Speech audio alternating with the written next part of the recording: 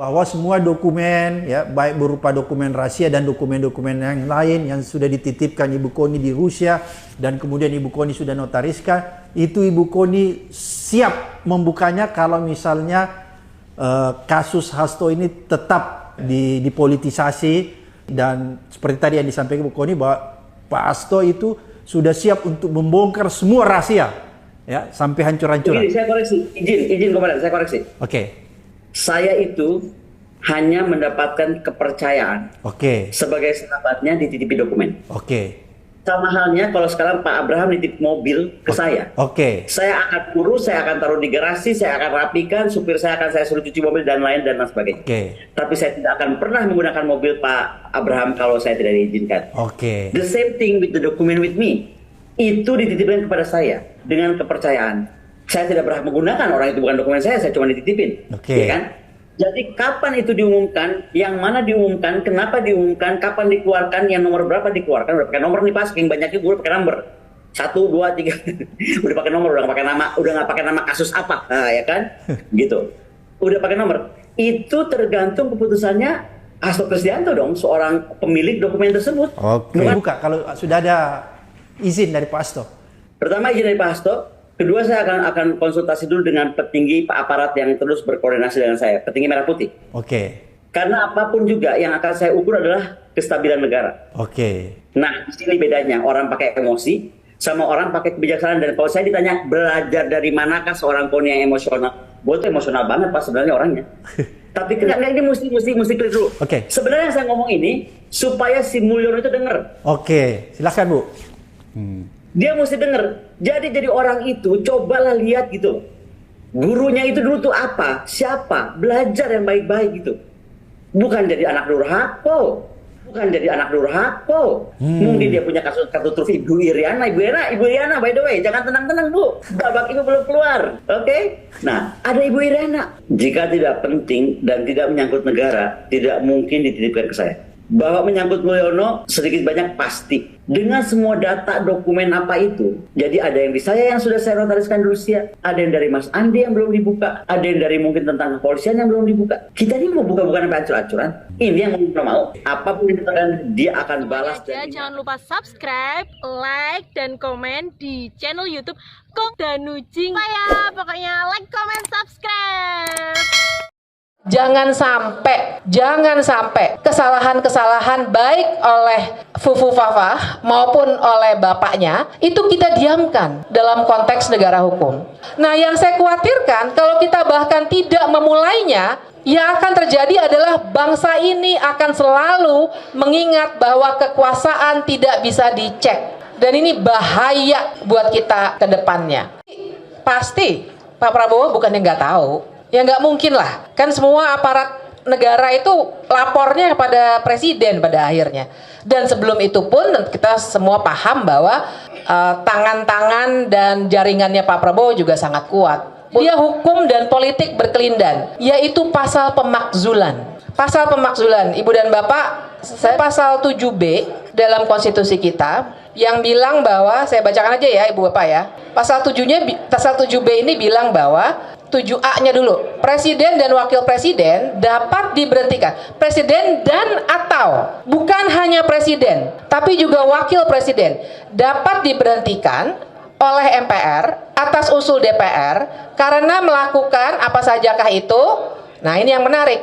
Pasalnya adalah salah satu alasan untuk pemakzulan adalah perbuatan tercela. Perbuatan tercela. Jadi bukan hanya tindak pidana korupsi, kemudian kan ada pengkhianatan kepada negara, tapi juga perbuatan tercela Ibu dan Bapak sekalian. Nah, perbuatan tercela ini kalau kita lihat modelnya di Amerika Serikat, ini yang namanya misdemeanor. Jadi yang kecil-kecil. Kenapa perbuatan tercela masuk? Logikanya adalah persis seperti hal-hal yang sekarang ini kita hadapi.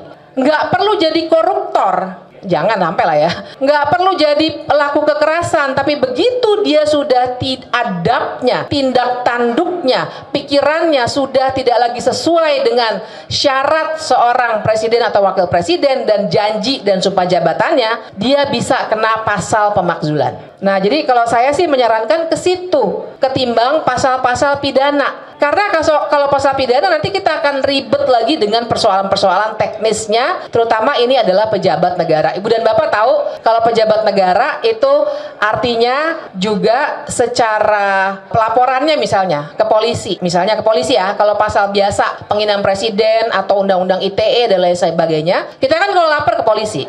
Biasanya kita pakai aja kasusnya Haris dan Fathia karena semua orang kayaknya tahu. Haris dan Fathia maupun Pak Luhut dua-duanya melapor ke polisi. Tapi mana yang diproses? Laporannya Pak Luhut lah. Jadi bisa diduga kalau kita melapor dengan undang-undang ITE atau undang-undang KUHP, kita nggak akan direken, Ibu dan Bapak sekalian. Perlu saya ingatkan bahkan nih ya, Fufu-Fafa bisa naik, itu kan juga sebenarnya melanggar undang-undang tentang penyelenggaraan negara yang bersih dan bebas KKN. Sebenarnya. Nah, waktu itu ada kawan yang melapor. Ditindaklanjuti atau tidak oleh aparat negara? Tidak. Jadi lebih baik kita berfokus pada aspek politik dari kasus perbuatan tercela ini. Dan sedikit saya kasih referensi buat contoh ya, kekerasan seksual, tindakan cabul ya kan, Monica Lewinsky, pasti masih ingat. Tapi waktu dia diupayakan untuk dimakzulkan, tapi gagal ya Ibu dan Bapak. Yang dipersoalkan adalah kebohongannya kepada publik. Karena dia ngaku di hadapan publik bahwa saya tidak melakukan itu. Belakangan terbukti. Wah, jadi itu legal battle-nya luar biasa. Saya sendiri mengikuti karena itu menarik sekali. Karena dia pakai, ya di mana-mana kayaknya politisi sama ya. Kalau ada aspek hukum tuh belok-beloknya banyak sekali gitu. Nah, jadi waktu itu yang dia dipakai bukan tindakan cabulnya Bill Clinton itu sendiri terhadap atau kebalik Monica Lewinsky, tapi kebohongan dari Bill Clinton bahwa dia tidak pernah melakukan tindakan cabul itu. Nah, itu satu ya, Fufu-Fafa. Yang kedua, PR dari Mas Lukas adalah bapaknya. Nah, kalau bapaknya saya kira saya sudah banyak ya, dan sekarang persoalannya gini, tentu saja kita tidak lagi bisa pakai pasal 7A itu karena Jokowi bukan lagi presiden. Nah, tapi saya harus bilang, kalau dia sudah tidak lagi jadi presiden, maka sesungguhnya hukum pidana maupun perdata bisa berlaku terhadap seseorang siapapun dia. Ibu dan Bapak jangan pernah lupa bahwa Soeharto sebenarnya perdata dia satu kalah, Yayasan Super Semar satu kalah. Pidananya sebenarnya jalan, tapi di stop waktu itu oleh Jaksa Agung. Nah, jadi ada kunci di situ Jaksa Agung. Tapi jangan lupa bagaimana kita bisa membongkar kelindahan ini, karena Jaksa Agung adalah anggota kabinet, dipilihnya oleh presiden yang baru tentu saja. Nah, jadi ini mungkin barangkali sesuatu aspek politik yang nanti oleh para narasumber yang lain bisa digali lebih lanjut. Nah, sorry saya kelupaan. Untuk Fufu-Fafa tadi tantangannya adalah prosedur. Karena tadi 7A ya alasannya perbuatan tercela. Prosedurnya adalah DPR harus bersepakat dulu 8 fraksinya untuk bilang bahwa ini ada pelanggaran konstitusi. Itu aja udah menantang pasti. Nanti Bang Deddy saya kira harus mengulasnya ini. Sangat-sangat menantang pasti. Kalau DPR sudah setuju, DPR harus mengirimkannya ke Mahkamah Konstitusi. Mahkamah Konstitusi akan memeriksa secara hukum. Kalau terbukti, nah mungkin nanti Mas Roy bisa dipanggil oleh Mahkamah Konstitusi. Maka Mahkamah Konstitusi akan ngirim balik ke DPR. Kemudian DPR bikin sidang MPR. Berarti DPR-nya sekarang plus DPD. 2/3 harus setuju untuk memakzulkan. Nah, perjuangan melawan kekuasaan adalah perjuangan melawan lupa. Nah, soalannya adalah sebagai bangsa, kalau adik-adik kita, anak-anak kita, cucu kita sampai 10-20 tahun kemudian selalu percaya bahwa kekuasaan tidak bisa diawasi, tidak bisa kena akibat hukum dan politik, bangsa ini lama-lama tidak akan bisa punya negara hukum. Dan buat saya itu yang paling berbahaya. Itu aja ya. Terima kasih. Beliau adalah Pak Yudi Purnomo Harahap. Assalamualaikum Pak, apa kabar? Baik. Waalaikumsalam. Alhamdulillah baik, Pak Guru Gembul. Senang bisa ketemu langsung. Saya Ah, hanya bisa melihat dari YouTube. ya, saya juga senang sama Bapak. Jadi Baraya semua yang mungkin belum tahu, jadi Pak Yudi ini adalah penyidik KPK yang selama 14 tahun bergumul dengan para koruptor dan sampai akhirnya dipecat. Itu sebenarnya Baraya semua kita akan berbicara tentang Pak Hasto dan pencekalan beliau dan sebagainya. Tapi ini terkait dengan Pak Yudi dulu, narasumber kita. Saya pengen tanya Pak Yudi, dipecat di KPK itu konon katanya gara-gara Bapak ngulik-ngulik Harun Masiku dan hampir ketemu. Pas mau ketemu diberhentikan gitu nggak sih? Ya, tentu itu salah satu dari yang di TWK kan. Yang TWK kan bukan cuma saya, Mas. Ada awalnya 75 orang. Bayangkan, 75 orang pegawai terbaik KPK berintegritas disingkirkan oleh Firly Bahuri, ketua KPK yang lalu yang jadi tersangka korupsi, Iya, namun itu belum dia. ditahan, ya kan? Akhirnya jadi 57 orang.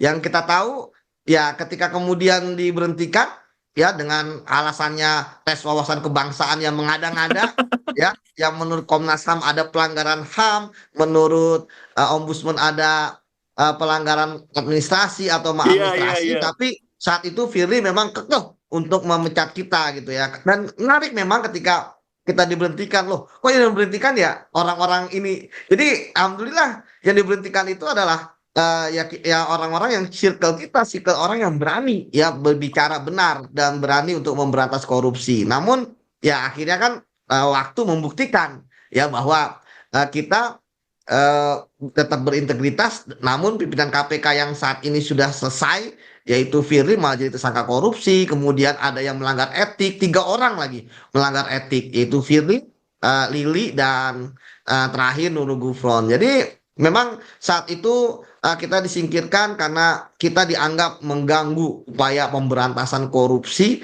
ya tanda kutip menurut mereka. Kalau mereka kan maunya pemberantasan korupsi ya receh-receh aja gitu kan. Sementara pengalaman kita kan yang besar-besar, IKTP, Bank Senturi, ya kan, kasus Iya. impor-impor, triliunan. Jadi ya memang itulah yang terjadi. Akhirnya kan ketika kita nggak ada lagi penjaga integritas di KPK. Ya sekarang KPK, bayangkan Guru Gembul sudah paham lah.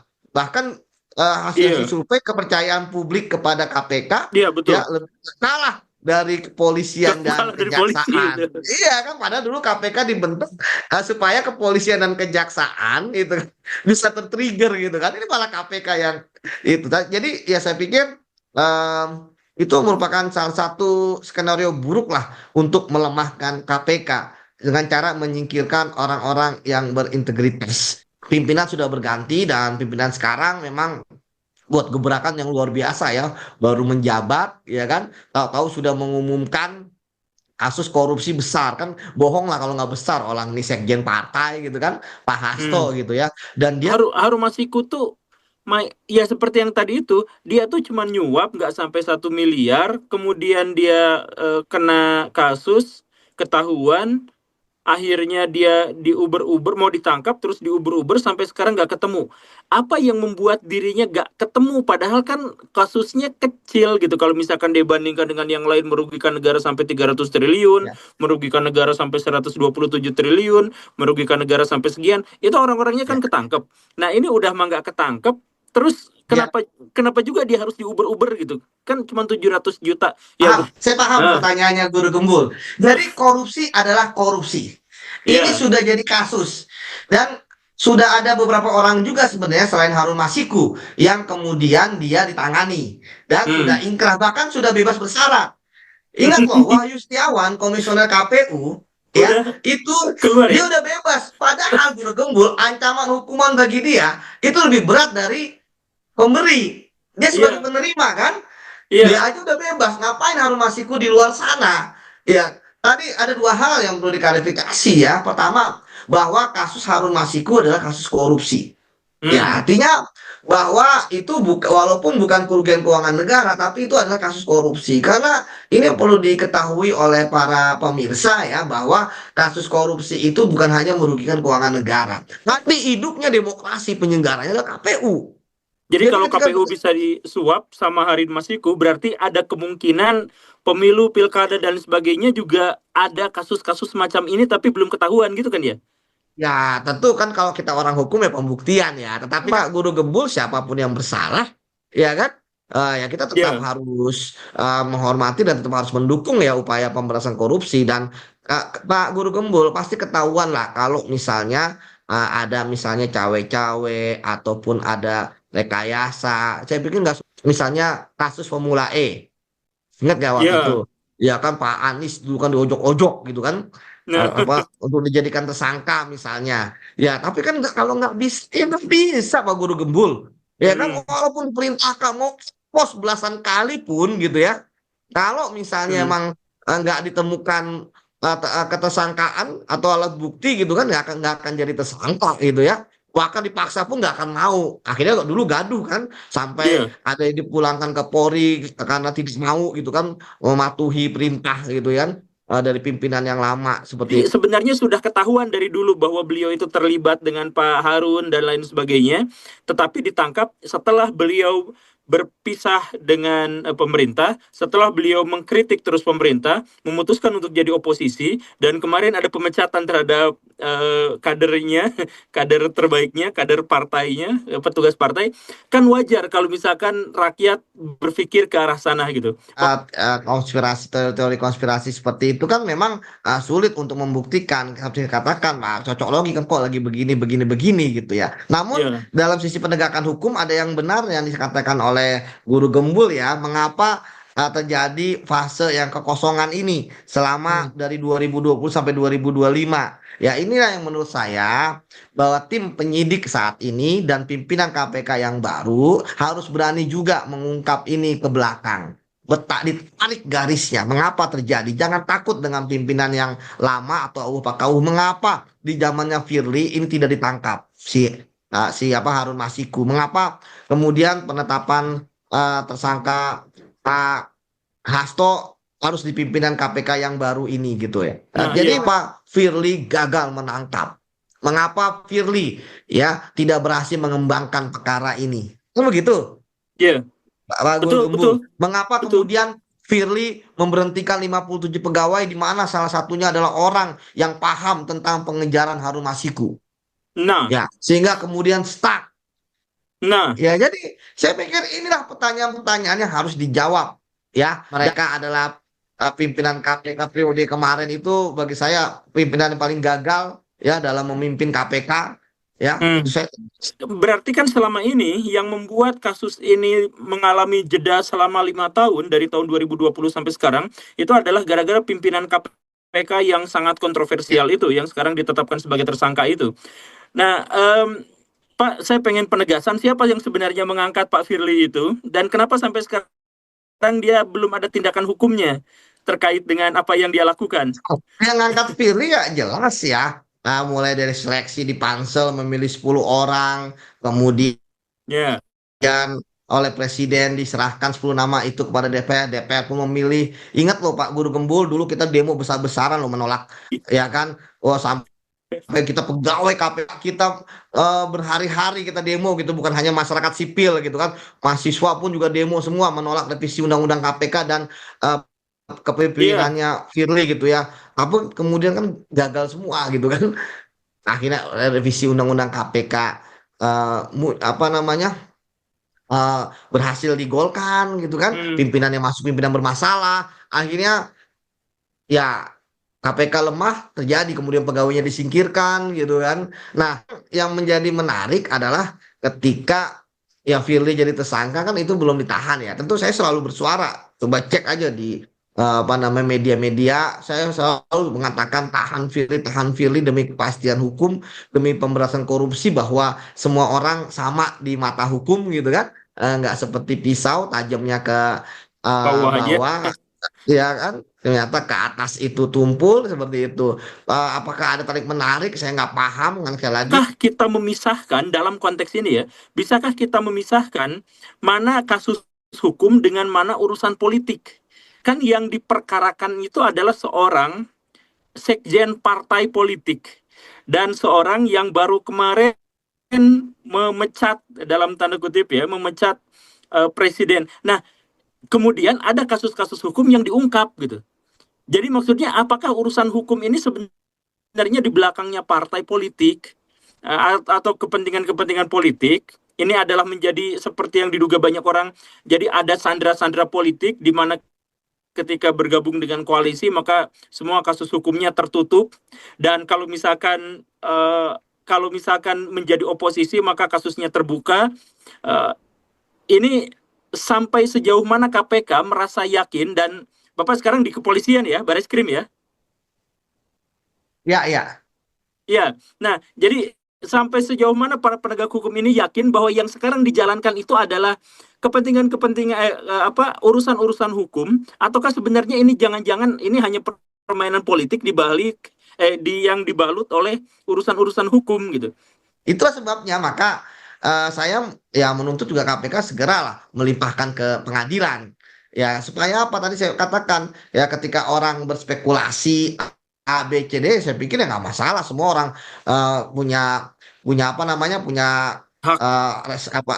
analisis sendiri gitu ya. Tapi kan analisisnya tentu kan harus tadi saya katakan harus lihat dari penegakan hukumnya. Kalau misalnya ada rekayasa saja Pak Guru Gembul, pasti ketahuan. Orang yang walaupun mengkritik KPK keras, saya masih cinta sama KPK gitu ya. Kenapa? Karena kita membutuhkan KPK yang kuat untuk memberantas korupsi. Karena sudah jelas di undang-undang KPK lah. Makanya tugas kita untuk tadi mengkritisi. Ketika tadi dikatakan bahwa jangan sampai KPK jadi alat politik. Makanya cara untuk KPK nggak jadi alat politik, segera serahkan ke pengadilan. Jangan ditunda-tunda. Banyak publik yang mempertanyakan, misalkan Pak Yakut, Menteri Agama, kemarin ada ini, kemudian tenggelam lagi kasusnya. Ya. Kemudian korupsi timah yang sekian ratus triliun itu, kok yang ditangkapnya operatornya aja? Kenapa yang pemilik perusahaannya nggak tahu lah, gubernurnya di situ nggak mungkin nggak tahu, bupatinya nggak mungkin nggak tahu.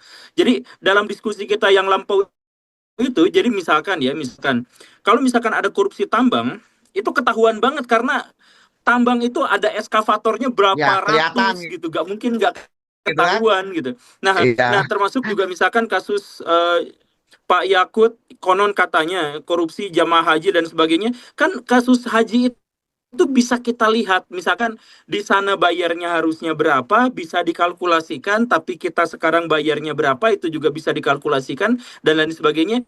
Dengan fakta yang sejelas ini, kenapa, atau misalkan yang kemarin, judi online, Pak Budi Ari, kemarin baru diperiksa gitu kan, dan kemudian menguap aja beritanya sampai sejauh ini. Nah, ini kan maksudnya, ya ketahuan banget sih kalau misalkan yang dekat dengan pemerintah itu susah untuk diciduk atau misalkan ditetapkan sebagai tersangka. Tapi sedangkan yang seperti ini, ketika sudah ada kasus, misalkan oposisi, penegasan bahwa dirinya oposisi, mau langsung ketangkep. Ini juga Nasdem itu memihak Anies dan mendeklarasikan Anies sebagai calon, itu KPK gercep ada 2 dari kader Nasdem yang ketangkep. Itu diantaranya adalah siapa yang kemarin ketangkep itu? Yang Pak Yassin Limpo, dan kemudian yang satunya lagi itu adalah Pak yang Kominfo yang sebelumnya itu. Nah itu kan gercep banget ya. Kasusnya sudah terjadi berapa bulan, berapa tahun sebelumnya, tapi ketika ada sikap politik tertentu, saya menjadi oposisi atau saya menjadi mendukung Anies, tidak lagi mendukung ini misalkan, itu langsung KPK yang bergerak nangkap 2 orang. Ini kan kebetulannya agak keterlaluan Pak, kalau kebetulan. Jadi tidak ada yang kebetulan di dunia ini gitu ya. Oh, nggak ada ya. Ya, oke. Itulah ya menurut saya tadi saya katakan ya, kita tentu melihat dari kepemimpinan Firly ya, kita harapkan tidak terjadi di kepemimpinan sekarang. Oke. Ya, karena kalau kita bicara tentang yang tadi dan sebagainya, tentu ini harus jadi PR ya bagi pimpinan sekarang Pak Guru Gembul. Karena belajar dari pengalaman, bagaimana penyidik KPK Rosa itu memeriksa saksi yang bernama Kusnadi tanpa surat pemeriksaan penyidikan, sampai menyita HP, menyita buku partai, sehingga waktu itu sudah Mas Hasto sadar bahwa akan ada upaya-upaya untuk melakukan kriminalisasi, melakukan pemberhangusan terhadap dokumen-dokumen, sehingga dititipkan dokumen itu kepada Ibu Koni ke Rusia. Dan terkait video itu juga ada video soal kriminalisasi terhadap Anies Baswedan dengan segala upayanya dan juga dengan bukti-buktinya, dan juga ada kasus petinggi dari penegak hukum yang disalahgunakan untuk menyelesaikan masalah pribadi anak mantan penguasa. Putusan hukum yang berkekuatan tetap ingkrah, putusan nomor 28 tanggal 15 Agustus tahun 2020 dalam amar putusan Majelis Hakim nomor halaman 160-161, di sana dinyatakan bahwa uang yang diserahkan kepada Wahyu Setiawan itu berasal dari Harun Masiku. Tidak ada nama Hasto Kristianto di situ. Ini kalau kita kembali kepada fakta hukum yang ada di pengadilan. Jadi kami melihat inilah kasus politik kriminalisasi, sehingga Sekjen PDI Perjuangan melakukan perlawanan dengan akan merilis video-video yang memuat skandal-skandal kasus korupsi di negeri ini. Demikian. Bahwa begitu banyak sebenarnya orang di negara ini yang tidak bersih-bersih amat hidupnya, tapi karena dekat dengan kekuasaan, dekat dengan penegak hukum, sehingga mereka tidak bisa disentuh oleh persoalan-persoalan yang terkait dengan tersangka. Nah, ini yang sepertinya sangat sekali ingin ditunggu Bang Guntur oleh publik. Sehari, 2 hari, siapa tahu ini akan menjadi kado awal tahun 2025. Video yang dimaksudkan itu disampaikan secara terbuka, apalagi katanya fakta-faktanya itu terukur, apalagi fakta-faktanya itu valid, dan itu bisa menunjuk 1, 2, dan bahkan banyak orang, elit penting di negara ini, apalagi cluenya udah kita dengar, bisa sedang yang menjabat atau orang yang sudah mantan menjabat sebagai orang penting di negara ini. Ini kan tondo-tondo sebenarnya, mirip-mirip dengan penjemputan orang yang ingin 3 roda. Inilah yang saya kira dalam hitungan hari dan minggu ke depan pastinya publik menunggu supaya KPK ini tidak hanya misalnya hanya fokus pada Hasto, tapi pada fokus pada isu-isu besar lain yang saya kira memang itu harus diwujudkan oleh KPK yang baru. Nah, yang kedua sepertinya memang dari dulu persoalan kasus hukum yang membelit elit partai itu pasti tidak bisa dilepaskan tuduhan dari politisasi dan kriminalisasi, karena seringkali kasus yang melibatkan elit-elit partai itu kaitan hukum dan politik memang tidak bisa dipisahkan satu sama yang lain. Sangat kompleks bahwa Pak Hasto sebagai sekjen PDIP sudah jadi tertangkap. Mungkin pra-peradilan ataupun mungkin yang lain. Karena kalau kita mengacu pada sejumlah kasus yang mutakhir misalnya seperti Paman Birin yang ditetapkan tersangka oleh KPK tapi kan pra-peradilannya banyak. Ataupun misalnya kasus CSR yang yang terjadi di BI, konon sudah akan ada 2 tersangka, tapi setelah itu kan tiba-tiba diralat. Ini kan ada celah yang sebenarnya masih bisa, yang kemudian bisa dimainkan sebagai upaya perlawanan hukum, yang itu juga menjadi jalan keadilan yang bisa dilakukan oleh Pak Hasto dan kemudian para tim hukumnya. Jalan politik terus dikampanyekan, tapi pada saat yang bersamaan persoalan hukum ini juga harus dilawan dengan persoalan-persoalan hukum yang lainnya. Ternyata pada akhirnya hukum alam bekerja sendiri. Segala sesuatu yang dijalankan secara berlebihan akan mendapatkan normalisasi sendiri. Kita tahu ada putusan MK. Terima kasih putusan MK. Terima kasih para hakim MK. Tanya kan memang adalah berupaya untuk mengulang kemenangan yang terjadi di Pilpres dengan menggunakan logika matematika politik. Bahwa ketika koalisi sebesar 50% lebih yang terbangun di Pilpres dan terbukti menang, kita copy paste aja nih. Kalau kita bergabung juga dengan susunan partai yang sama di Pilkada, hampir pasti kita menang juga, kira-kira seperti itu. Bahkan ada yang niatnya lebih jorok.